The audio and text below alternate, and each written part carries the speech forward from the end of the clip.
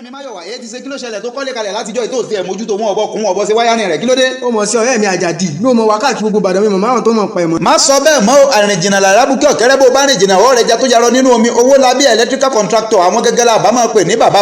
nípa ká ṣe wáyánì ilé kó dúró rente kákunlé lọ́dà ká lẹ́wọ́ pépà alẹ́ kí gbogbo inú ilé máa taná yẹ̀yẹ̀yẹ̀yẹ̀ àwọn gẹ́gẹ́ ní bàbá àwọn wọn kájú ẹ o. nípa installation wire and lighting control identify the electrical problem and fixing sales of electrical materials àwọn gangan ní kájú òsùn. níbo Owólabí electrical contractor wà ní nọ́mbà 3 ìsọ̀kan àwọ̀tán apẹ́tẹ Ìbàdàn. wọ́n náà yí rí ẹ̀wò wàá rí kó jura wọn. ṣé pẹ̀lú ìbẹ̀rù Ọlọ́run táwọn akọ́ṣẹ́mọṣẹ́ wọn fi ń ṣiṣẹ́ wọn ni ẹ kàn sí wọn ní nọ́mbà 3 ìsọ̀kan àwọ̀tán apẹ́tẹ Ìbàdàn. ó lè pè wọ́n sórí àwọn ẹ̀rọ ìbánisọ̀rọ̀ wọn 08026 47 78 94 ó sì lè WhatsApp wọn sórí 081 44 93 61 80 àbí kó kàn sórí àwọn ìkànnì ìbánidọ́rẹ̀ẹ́ wọn táwọn sí Facebook ẹnjìníà Olúwatósìn Àkànbí Owólabí electrical contractor àwọn lọ́lọ́run fi rán.